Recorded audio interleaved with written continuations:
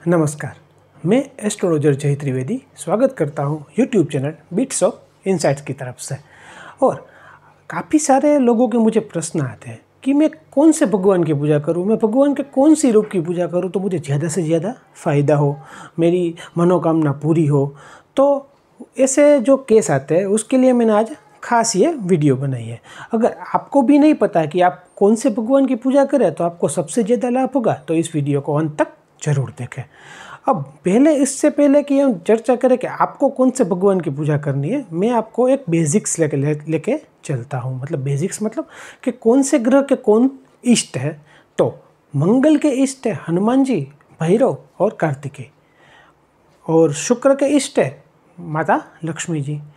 अब बुध के इष्ट है भगवान नारायण।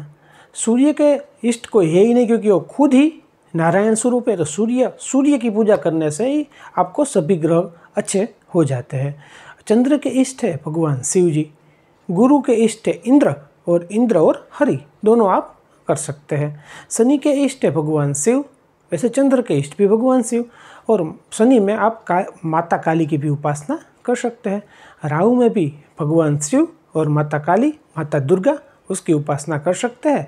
और केतु में भी आप भैरव और शिव जी की उपासना कर सकते हैं। अब हम बात करें कि इसमें तो आपको पता नहीं चला होगा कि आपको किसकी उपासना करनी चाहिए, तो चलो उसको हम एक डिटेल में एनालिसिस करते हैं। हमारी कुंडली में पंचम भाव होता है, हर एक की कुंडली में होता है।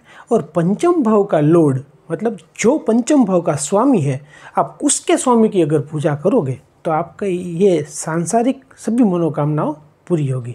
क्योंकि पंचम भाव है वो पूर्व पुण्य का भाव है, और पूर्व पुण्य आपने जो संचित किया हुआ है उसमें से आपको वो लॉर्ड की आराधना करने से आपको इस जन्म में मिलने लगेगा। और उसी वजह से ज़्यादातर आप एस्ट्रोलॉजर होते हैं, तो एस्ट्रोलॉजर आपको पंचम स्थान का जो भाव होता है, पंचम भाव, उसका स्वामी का आपको नंग पहनाते हैं। अब बात करें इष्ट देव की, तो अगर आप मेष लग्न के जातक हो तो आपका 5th हाउस लॉर्ड होता है भगवान सूर्य। और भगवान सूर्य के लिए आपको भगवान सूर्य की ही उपासना करनी चाहिए। जैसे आदित्य हृदय स्तोत्र है, सूर्याष्टकम है, ऐसे स्तोत्र और भगवान सूर्य के मंत्रों का नाम लेके आप आपके सांसारिक मनोकामना को पूर्ण कर सकते हैं। अब बात करते हैं हम वृषभ लग्न के जातक की। तो वृषभ लग्न के जातक का 5th हाउस लॉर्ड होता है, वो होता है भगवान बुध। तो बुध की इष्ट देव श्री हरि, श्याम, कृष्ण, वैसे हरि के जो रूप है उसकी उपासना करने से आपको इस संसार के सारी मनोकामनाएं पूर्ण होगी। अब बात करेंगे हम मिथुन लग्न के जातकों की। अब मिथुन लग्न के जो जातक है उसके 5th हाउस लॉर्ड है भगवान शुक्र। अब भगवान शुक्र के इष्ट कौन है, तो माता लक्ष्मी जी, भगवान शिव जी।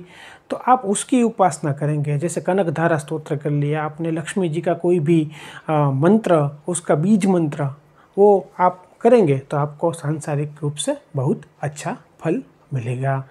तो जो कर्क लग्न के जातक है, तो कर्क लग्न के जातक का 5th हाउस लॉर्ड होता है मंगल। अब जो कर्क लग्न के जातक है वो मंगल के इष्ट देव यानी कि भैरव की, हनुमान जी भगवान की और कार्तिकेय की उपासना करेंगे तो उसको निश्चित ही लाभ मिलेगा। अब बात करेंगे सिंह लग्न की कुंडली की। तो सिंह लग्न के जो 5th हाउस लॉर्ड होते हैं वो होते हैं भगवान बृहस्पति। तो सिंह लग्न के जातक है वो इंद्र की और भगवान श्री हरि की उपासना करेंगे तो निश्चित ही उसको लाभ मिलेगा। अब बात करेंगे कन्या लग्न के जातकों की। तो कन्या लग्न के जातक और तुला लग्न के जातक, दोनों जातकों का 5th हाउस लॉर्ड होता है भगवान शनिदेव। तो शनिदेव के इष्ट हैं महाकाली जी और भगवान शिव जी। तो आप इसकी उपासना करेंगे तो निश्चित ही आपको लाभ मिलेगा। अब बात करेंगे हम वृश्चिक लग्न की कुंडली की।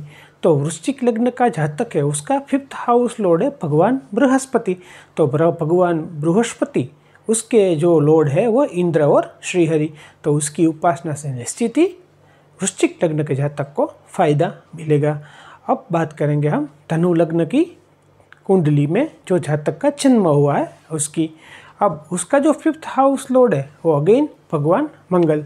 और भगवान मंगल है उसका जो लॉर्ड है वो है कार्तिकेय, हनुमान जी और श्री गणेश भी आप कह सकते हैं। तो उसकी उपासना करने से उसको फायदा मिलेगा। अब मकर लग्न के जातक है, उसका 5th हाउस का स्वामी शुक्र है, तो शुक्र का मैंने कहा ऐसा महालक्ष्मी और भगवान शिव की उपासना करने से उसको निश्चित ही लाभ मिलेगा। अब बात करेंगे हम कुंभ लग्न के जातक की कुंडली की। तो कुंभ लग्न के जातक का 5th हाउस लॉर्ड होता है, वो होता है भगवान बुध। अब भगवान बुध में आप गणपति भगवान को भी शामिल कर सकते हैं, आप सरस्वती माँ को भी शामिल कर सकते हैं, आप श्री हरि राधा उस सबको शामिल कर सकते हैं। और हम लास्ट में बात करेंगे मीन लग्न के जातकों की। तो मीन लग्न के जातक का 5th हाउस तो लॉर्ड होता है, वो होता है भगवान चंद्रदेव। तो चंद्रदेव के स्वामी भगवान शिव सोमनाथ, तो उसकी आप उपासना करेंगे तो आपको निश्चित ही फायदा मिलेगा। तो ये थी, आप इस भगवान के इस रूप की उपासना करेंगे तो आपको ज़्यादा लाभ मिलेगा। तो अगर आपको कोई भी कंसल्टिंग करना हो तो आप मुझे इस नंबर पे DM कर सकते हैं। जय श्री कृष्ण।